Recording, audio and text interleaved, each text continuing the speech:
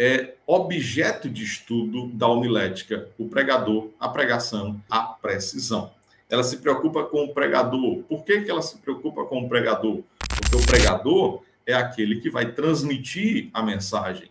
Ela se preocupa com a pregação, o conteúdo da mensagem que vai ser transmitida, e esse conteúdo precisa ter uma base, e uma base verdadeira. Cristo mesmo deixou muito claro que a palavra dele é a verdade. Agora imagina uma pregação que não está baseada na verdade. Então a homilética se preocupa com isso.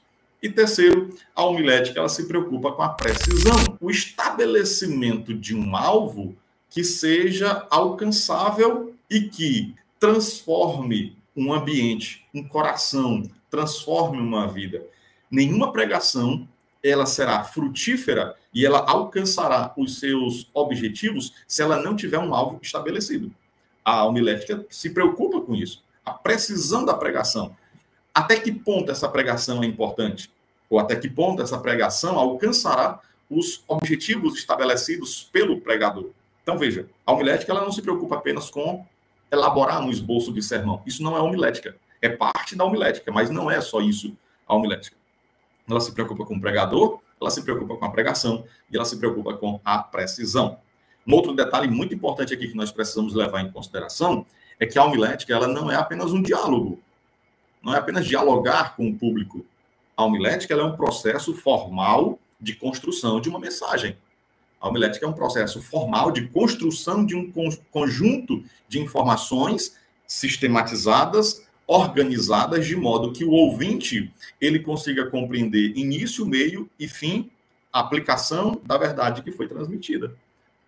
Isso é homilética. Um diálogo é algo informal, algo que não tem uma sequência muito estabelecida, um alvo estabelecido, é apenas uma conversa entre pessoas. A homilética não é isso. Não nos enganemos. E aqui muitos erram porque o pensamento é o seguinte: eu vou para a igreja, quando eu chegar na igreja eu vou conversar com os irmãos. A pregação hoje vai ser uma conversa com os irmãos. Não, isso não é pregação, isso é um diálogo. A pregação é algo mais profundo, é algo mais impactante. É muito certo que a pregação ela pode se tornar um diálogo. Claro que pode, sem problema algum. Pode ser uma conversa. Mas veja, essa conversa, ela precisa estar estabelecida em princípios e ela precisa ter um programa sistematizado de informações para que, mesmo sendo em um tom de conversa, como é o nosso caso, estou aqui apresentando para vocês um conteúdo, não é uma pregação, não é um ensino bíblico, é uma conversa que nós estamos tendo, uma aula não tão informal, mas também não tão formal. E assim,